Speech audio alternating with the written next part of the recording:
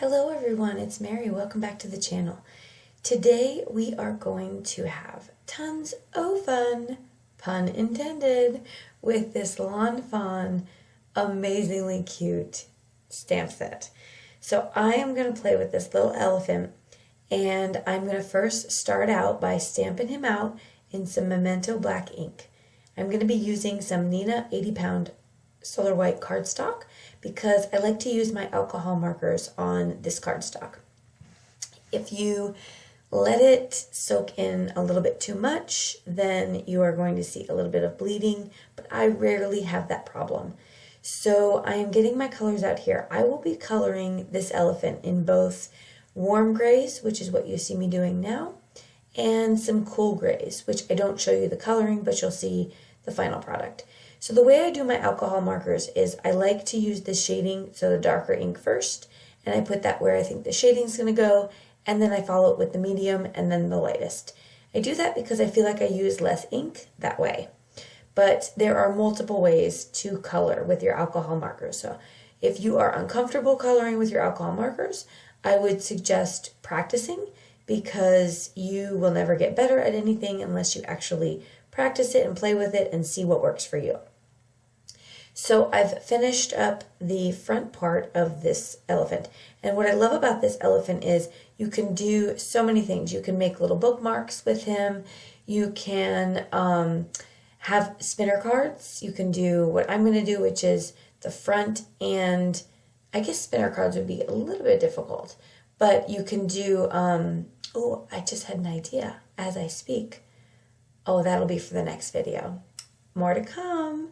Okay, so I am going to finish off this these elephants. I've fussy cut them, and then I'm just going to finish them up with some black ink around the edges. I'm going to take out now some Bristol smooth cardstock. I love Bristol when it comes to blending. I love Distress Oxide when it comes to blending. I feel like that combination is like peanut butter and jelly. It is perfect. So once I did that, I used this Hero Arts stencil. I put that over it and then just got a little bit of a tone-on-tone. And then I sprayed kind of some spritzes of water and used my microfiber towel to pick that up.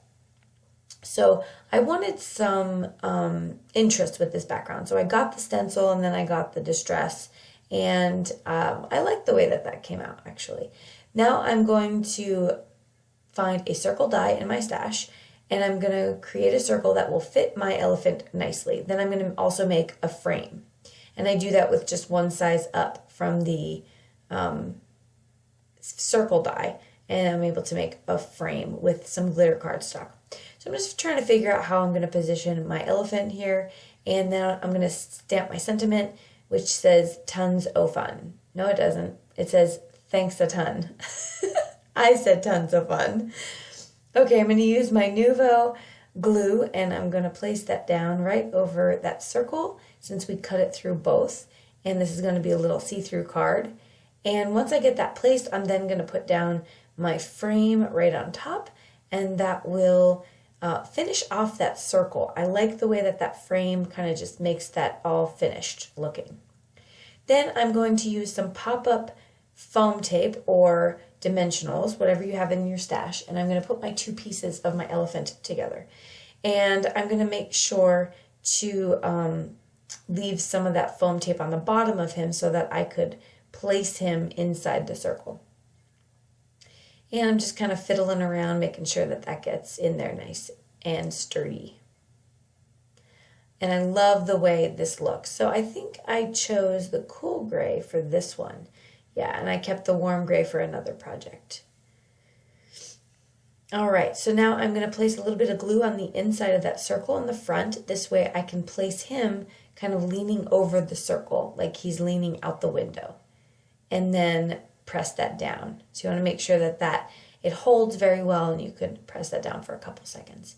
Now I'm going to take some baker's twine that I had in my stash, some gray and white, and I am going to tie that into a bow. I mean, you can see me fiddling around with this bow a little bit, but if you need practice on bow tying, I would say I took to YouTube to figure out how to tie the best bow. And it really is just the way that you wrap it around. So if you'll watch me here, I'm going to tie it, hold it in my right hand, and then wrap it kind of upside down, which is kind of the opposite of what we normally would do. And then I'm going to pull the strings to make a nice cute little bow, and then snip the strings, but I'm not going to cut them all the way off because I like that long look. I am going to place a glue dot behind the bow though to hold it in place. And that will finish up the project. Thank you so much for crafting with me today. Don't forget to head over to the shop to see this fantastic stamp set from Lawn Fawn, and then also a lot of awesome new products that have come in. And we will see you in the next video. Bye-bye.